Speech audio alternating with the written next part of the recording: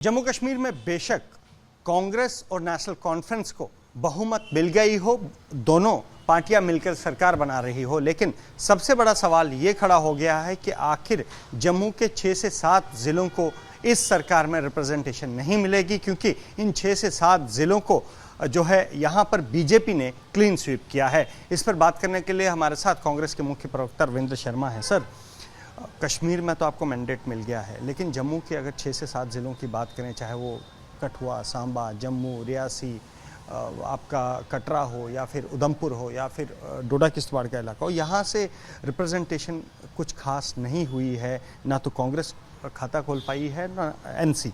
तो ऐसे में आपको नहीं लगता है कि 6 से 7 ज़िले जो हैं पूरी तरह से नेगलेक्ट होंगे? देखिए, जो सरकार बनती है वो सबके लिए काम करती है। जिन्होंने हमारे विरोध में वोट दिया है, जब विरोधियों को चुना है, सरकार का काम उन सब का, उन लोगों का काम करना है। पहले तो 4-5 ही मिनिस्टर हुआ करते, अब यूटी के अंदर पाबंदी यह है कि 8 ही मिनिस्टर होंगे और एक चीफ मिनिस्टर होगा। 9 टोटल हो गए, तो इसलिए चीफ मिनिस्टर तो यकीनन एक जगह से होंगे। तो हर ज़िले के, यहाँ 20 ज़िले हैं, हर जिले के खाते में एक मंत्री भी नहीं आता। ये यूटी बनाने का फ़ायदा हुआ, भाजपा का देन है। और इसलिए हम प्रयास करेंगे कि पहले स्टेट बने, और पहले अपर हाउस होता था यहाँ पे, क्योंकि यहाँ बहुत सारी ऐसी कम्युनिटीज़ हैं जो चुन के नहीं आ सकती। पहले ज़माने में कश्मीरी पंडितों के भी एमएलए कश्मीर से चुना करते थे, यहाँ मुस्लिम मेजॉरिटी है। लेकिन आज ज़माना बीजेपी की वजह से और बदल गया है, तो हालात की वजह से बदल गया है, तो वो चुने नहीं जा सकते। इसी तरह से सिख माइनॉरिटी है, क्रिश्चियन माइनॉरिटी है, और भी कई ऐसे लोग हैं। तो सरकार में तो सबकी शमूलियत होनी चाहिए।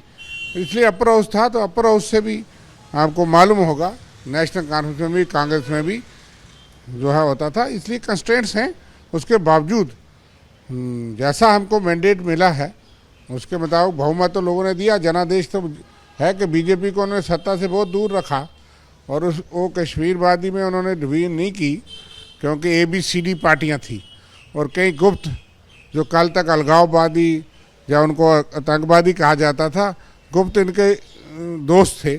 तो लोगों को समझ आया, इसलिए लोगों ने एक तो जनादेश बहुत कमाल का दिया कि विभाजन की नीति कामयाब नहीं होने दी, और बीजेपी नज़दीक भी नहीं पहुंची। नहीं तो 5 उन्होंने MLA रखे थे चुन के, जो नॉमिनेट करने थे उसी घंटे में, और इलेक्शन 90 के और गिनती 95 से करवानी थी, उसका प्रयास भी था। लेकिन अब जैसा जनादेश है, उसके बीच में सरकार का प्रयास अब तो ये चीफ मिनिस्टर साहब के हाथ में है, और कांग्रेस भी प्रयास करेगी कि आप मानते हैं ये एक चैलेंज है? नहीं, कोई चैलेंज नहीं होता। देखिए, मिनिस्टर जो होता है वो उन लोगों का भी होता है जो जिसने उनको नहीं चुना। पर सर पूरा 10 जिलों में से 6 से 7 जिलों में रिप्रेजेंटेशन नहीं होनी अपने आप में बड़ी यूनिक सी सिचुएशन। जो सबका साथ, सबका विकास, सबके विश्वास की बात करते हैं, वो तो टिकट भी नहीं देते कई लोगों को इस देश के अंदर। लेकिन फिर जब सरकार होती है वो सबकी होती है, तो वो तो है। तो ऐसा तो नहीं, हमने तो हर वर्ग को टिकट दी, और कहीं से अगर मैंडेट नहीं मिला तो इसका प्रयास होगा कि भाई उसमें सरकार को और कोलिशन को बैठ करके, संविधान में तो प्रावधान हैं, तरीके निकाले जा सकते हैं।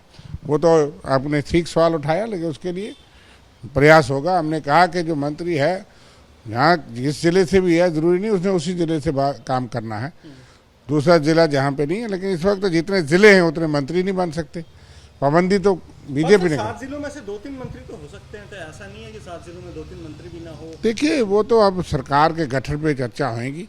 जिस तरह का मैंडेट तो जनता ने हमको दिया है, उसके बीच में भी ऐसा प्रयास करना चाहिए। मैं आपके सजेशन के साथ सहमत हूँ, लेकिन जैसा मैंडेट लोगों ने दिया, सरकार तो बहुमत से ही बनती है। मगर ये आपका सुझाव हाईकमान तक पहुँचाएंगे। ये नहीं, एक आखिरी सवाल छोटा, ये नहीं हो कि 2014 में भी ऐसी ही सिचुएशन बनी थी कि जम्मू को, ये नहीं हो कि अब north pole south pole film result Congress? नहीं, ऐसा कोई संभावना नहीं है। लोगों ने उसकी गुंजाइश ही खत्म कर दी, बीजेपी से ज़्यादा ABCD को ख़त्म कर दिया, ताकि ये ABCD के बहाने जो वो वोट तो मांगते थे बीजेपी के खिलाफ, और बाद में खड़े होते थे, अंदर से मिले होते थे बीजेपी के साथ। लोगों ने बीजेपी से ज़्यादा उनको सजा दी, और इन पर भी भरोसा नहीं किया कि ये बाप बेटी के खिलाफ वोट मांग के बाप बेटा के 2 महीने चला के बाद में सरकार उधरी बना लेते हैं। इस बार भी तो बीजेपी ने यही किया। उन्होंने कहा कांग्रेस नेशनल कॉन्फ्रेंस इकट्ठे हो गए, जम्मू ने कहा कि आतंकवाद होगा, अलगाववाद होगा, पाकिस्तान की भाषा बोली जाती है, और ये नहीं लोगों को बताया कि हम जिनके साथ सहयोग में हैं, जिनके साथ मिलकर सत्ता बनाने चाहते हैं, वो कौन है।